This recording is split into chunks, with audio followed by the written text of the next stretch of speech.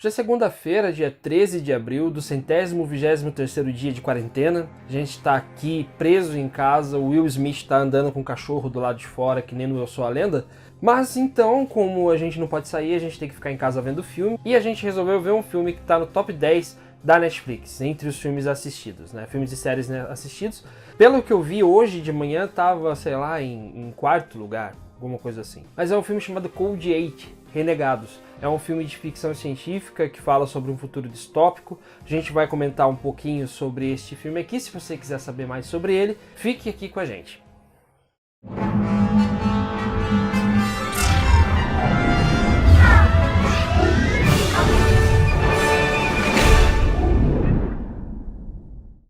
Antes de começar, eu gostaria de pedir para você se inscrever no canal, seu feedback é importante pra gente. Também queria pedir para você clicar no sininho aí para você receber notificação dos vídeos que a gente lança aqui toda semana. E também queria pedir para você ir dar uma olhada nas nossas redes sociais, a gente está no Facebook, no Twitter e no Instagram também, porque lá a gente fala um pouquinho sobre as novidades, né? A gente fala um pouquinho sobre os vídeos que a gente está lançando, etc e tal, caso você queira acompanhar. E também a gente está no podcast do canal Claquete, o link está aqui na descrição. A gente falou um pouquinho sobre plot twists, né? Eu, no caso, falei, o Lucas não participou, mas eu fui convidado, né? O canal foi convidado pelo canal Claquete para participar do Clacast, que é o podcast deles. Então, se você quiser ouvir aí a nossa participação, o link está aqui na descrição. Então, né, esse filme, o Code 8 Renegados, ele fala sobre um futuro não muito distante, onde 4% da população mundial tem poderes sobrenaturais. Só que todos os governos do mundo acham que é um perigo as pessoas terem esses poderes, então coloca elas na ilegalidade. Então essas pessoas que possuem poderes, elas vivem à margem da sociedade, elas são geralmente pobres, pessoas que não têm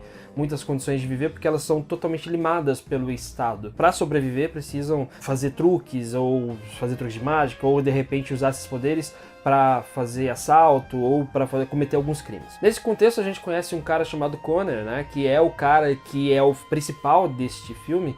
Ele comete pequenos furtos, pequenos crimes para poder ajudar no tratamento de saúde da mãe dele, que está doente e precisa desse dinheiro para poder fazer esse tratamento para poder sobreviver. Então ele vai fazendo esses pequenos furtos até que ele é descoberto por um cara chamado Garrett. E ele chama esse Connor para poder participar do grupo de assalto deles. A partir de então ele entra nesse mundo que é extremamente lucrativo, mas ao mesmo tempo também é muito perigoso. O que a gente pode falar desse filme logo de cara é que ele é surpreendentemente bom.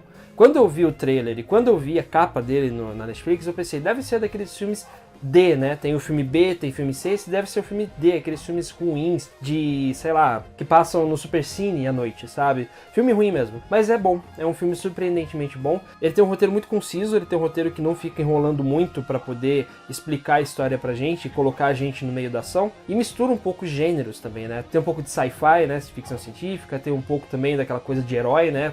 Transformam o Connor, né, que é o principal personagem desse filme, em uma espécie de herói ou anti-herói, depende de como você interpreta, e também tem drama. Mas a gente vai falar um pouco sobre isso mais pra frente no vídeo. O que você precisa saber nesse momento é que sim, o filme é um filme bom, é um filme que dá pra você assistir. E ele nem é tão longo assim, é um filme que tem quase 2 horas, então você consegue aí se divertir com esse filme, ele entretém bastante, você consegue ficar bem preso nessa narrativa. Os personagens principais deste filme são interpretados pelo Robbie e Stephen Amell. Quem são esses dois, né? O Robbie, ele é o ator que interpreta o Connor, e o Stephen interpreta o Garrett. E o Stephen Amell, ele é bem conhecido, eu não sei se é Amell ou Amell, sei lá, enfim. Ele é conhecido do público, principalmente do brasileiro, porque ele é protagonista da série Arrow, aquela série que passava na Warner, no canal da Warner, né?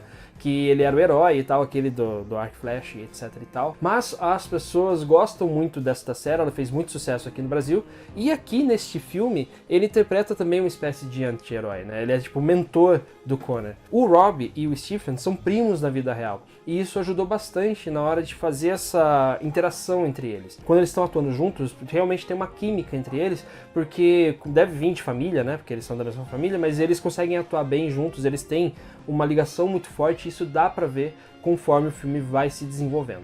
Isso funciona bem dentro dessa história, eu acho que é um dos grandes acertos que esse filme trouxe. Colocar esses dois primos pra atuar junto realmente funcionou, porque eles têm essa relação meio de parceiro, de família e tal, que é necessário para que a gente possa entender esse contexto dessa história, e funciona bem. Como eu falei um pouquinho mais cedo nesse vídeo, o roteiro tem uma sacada geral muito boa, uma história muito interessante que faz com que a gente queira continuar assistindo, mas não é um roteiro que não tem falhas. Ele principalmente, coloca muito personagem na tela, então a gente não consegue acompanhar a história de todas essas pessoas. Nem o próprio roteiro consegue acompanhar. O filme é centrado em dois personagens principais, que são os dois que a gente já conhece, que é o Connor e o Garrett. O resto fica orbitando esses personagens e não tem tempo para desenvolver essas pessoas. O filme nem dá tempo para desenvolver esses personagens. Então eles ficam meio soltos ali dentro da narrativa, apesar de eles serem promissores, né, como personagens, a gente não conhece muito sobre eles porque não dá pra... o filme não desenvolve eles, né? Tipo, não dá pra desenvolver porque o filme tem um tempo limitado, né? São 2 horas ali, mais ou menos. Então não dá pra você poder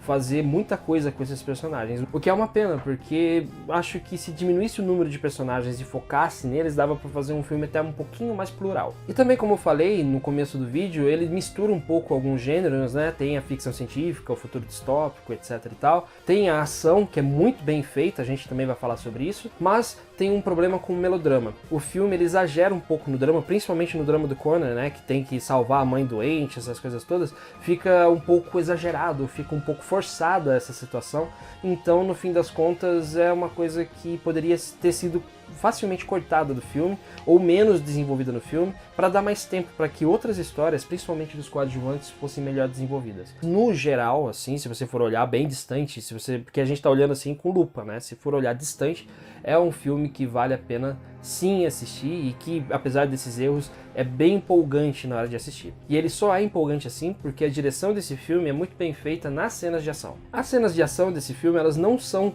tão elaboradas quanto você pode ver num filme de ação que passa no cinema, tipo John Wick, ou filme de super-herói da Marvel, da DC, ou sei lá, pensa num filme de ação aí. Não tem aquela coisa de vários dublês ou vários carros explodindo ao mesmo tempo, essas coisas todas que grandes orçamentos permitem que esses filmes tenham. Mas por conta disso mesmo, eu acho que por conta da falta de um orçamento mais grandioso aqui, os diretores, né, o diretor no caso e os produtores conseguiram fazer a ação desse filme funcionar de uma forma econômica. Então não fica nada a dever a esses grandes filmes que eu já citei aqui, né, filmes de super-heróis ou filmes do John Wick, como é o caso do filme do Keanu Reeves. Tem uma coisa que chama bastante atenção aqui, que os efeitos visuais foram muito bem empregados. Não são efeitos visuais de ponta, não é uma coisa da Industrial Light and Magic, né, tipo, dos caras que fazem filmes pra Disney ou qualquer coisa assim, mas são efeitos funcionais e são muito pontuais, então esses efeitos acabam funcionando muito bem porque eles não chamam atenção pra si, eles funcionam dentro da história.